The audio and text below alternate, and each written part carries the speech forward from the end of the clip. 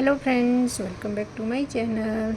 देखिए दोस्तों, आज मैं आपको एक न्यू ट्रिक से क्रोशे से फंदे डालने सिखाऊंगी और ये भी बताऊंगी कि हमें इस तरह से फंदे हैं जो क्यों डालने चाहिए। देखिए, सबसे इजी तरीका होता है, जैसे कि हम अमूमन है जो क्रोशे से घर लगाते हैं तो उसको हम सिर्फ इस तरह से ऐसे ऐसे और सिंगल चेन से इस तरह से घर लगाते हैं। जैसे ये नॉट लग गई, नॉट लगने के बाद ऐसे 1 2 3 जितने भी हमें फंदे चाहिए, जितने भी हमें घर चाहिए किसी भी प्रोजेक्ट के लिए, कितना बड़ा हमें बनाना है या सर्कल बनाना है या चौरस बनाना है, उसके हिसाब से हमें जो इस तरह से फंदे लगाते हैं। फिर है जो हम इसमें घर उठाते हैं इस तरह से। देखिए ऐसे। तो आज मैं आपको नए तरीके से फंदे लगाने सिखाऊंगी और इसमें और उसमें क्या फ़र्क है वो भी आपको बताऊंगी। तो देखिए कैसे हमें फंदे लगाने चाहिए। सबसे इजी तरीका ये है जो इसमें मैंने आपको अभी बताया। तो दूसरा तरीका ये है, जितने हमें घर चाहिए उतना धागा हमें लंबा रख लीजिए। इतना, जैसे हमें 10 घर चाहिए तो इतना का धागा रखिए।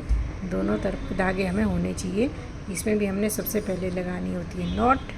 देखिए इस तरह से नॉट लगा लीजिए। नॉट लगाने के बाद देखिए हमने दोनों धागों से घर लगाने हैं। इससे क्या है कि हमारी डोरी भी यानी कि अच्छी सी मजबूत घर आ जाती है। इस तरह से एक से हमने धागा लपेटना होता है इस तरह से, एक क्रोशिया के ऊपर से, और एक से दोनों घर घटा देने इस तरह से। इससे क्या फ़ायदा होता है कि हमारा कोई भी प्रोजेक्ट जो हम बना रहे हैं उसमें है जो कभी भी कोई धागा टूटने या लूज़ पड़ने की कोई गुंजाइश नहीं रहती, क्योंकि जब हम सिंगल स्टिच से लगाते हैं तो कई बार है जो धागा टूट जाता है। तो इस तरह से हमें है जो फंदे लगाने चाहिए। इस तरह से एक बार क्रोशिया के ऊपर धागा लिया और दूसरे धागे से इस तरह से घटा दिया। देखिए एक बार और देख लीजिए, ऐसे और दूसरे धागे से घटा दिया ऐसे। देखिए कितनी मजबूत सी ये डोरी बन के तैयार हो जाती है। तो अब हमने इसके ऊपर यदि बनाएंगे तो इसको हम किस तरह से बनाएंगे, इस तरह से। देखिए एक चेन लिया, ऐसे मोड़े तो जो ऊपर से टॉप में दिख रही है ना आपके 2 चेन, इसके ऊपर से हमें घर उठाने होते हैं इस तरह से। देखिए ये 2 घर है, इसके ऊपर से इस तरह से हमें घर उठाने होते हैं इस तरह से। सिंगल क्रोशिया ऐसे। देखिए तो ये हो गया एक दूसरा तरीका घर लगाने का। तो इस तरह से इसको कंप्लीट करके अब मैं आपको थर्ड तरीका बताऊंगी कि किस तरह से और है जो तीसरे तरीके से घर लगा सकते हैं। तो इस तरह से है जो कोई भी प्रोजेक्ट हम इस तरह, देखिए जो ये 2 दिख रहे हैं ना ऊपर, ये उठाने हमने। तो इस तरह से ये जो मजबूत सी ये डोरी बन जाती है। तो अब मैं आपको सिखाऊंगी तीसरे तरीके से घर किस तरह से डलते हैं। इसमें भी हमें सबसे पहले नॉट लगानी है इस तरह से।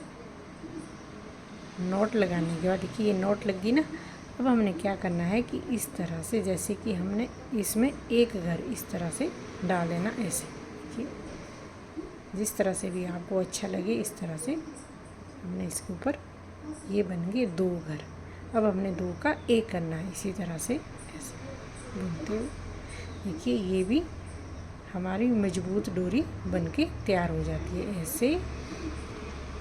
देखिए और फिर 2 का 1। तो इसको आप इस तरह से है जो ऐसे, ये है बहुत ही आसान तरीका क्रोशिया से फंदे लगाने का। देखिए इससे है जो हमारी डोरी बहुत मजबूत बन जाती है। जितने भी आपको घर चाहिए इसी तरह से लगाइए। बहुत आसान तरीका है, न्यू ट्रिक है ये फंदे लगाने की, और आपको धागा डबल भी नहीं करना पड़ता और अच्छे से इसकी फिनिशिंग के साथ इसकी शेप भी आ जाती है। देखिए तो ये थे 3 तरीके से कि क्रोशिया से हमें किस तरह से फंदे लगाने चाहिए। और सही ट्रिक इन तीनों में से आप जो भी आपको पसंद आए वो आप चूज कर सकते हैं। देखिए तो इसी तरह से चाहे आपको गले से, जैसे टॉप टू डाउन हम प्रोजेक्ट बनाते हैं बच्चों के लिए, या स्वेटर, कार्डिगन जो भी हम बनाते हैं क्रोशिया से, तो टॉप टू डाउन बनता है। तो कई बार गले के पास है जो धागा सिंगल चेन से धागा लगा के घर लगा के कई बार धागा टूट जाता है। तो इस तरह से आप लगाइए, बहुत ही आसान तरीका है और देखिए बहुत मजबूत बन के आता है। तो इसके ऊपर से भी हमने उसी तरह से घर उठाने हैं। जो ये चेन दिख रही है, देखिए ये पहले एक चेन लीजिए, जो ये चेन दिख रही है 2 की, इधर हमने क्रोशिया को 2 चेन में इस तरह से डाल के ऐसे सिंगल क्रोशिया बनाना है। बहुत इजी है बनाना। नेक्स्ट मैं वीडियो डालूँगी हाफ डबल क्रोशिया की, फिर डालूँगी डबल क्रोशिया की। इस तरह से मैं बेसिक नॉलेज न्यू बिगिनर के लिए लेके आऊँगी हर रोज़ एक नई वीडियो।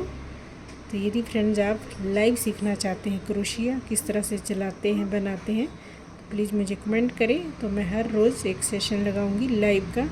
जितनी ज़्यादा कमेंट आएंगे टाइमिंग की, उसी हिसाब से मैं हर रोज़ लाइव आऊँगी।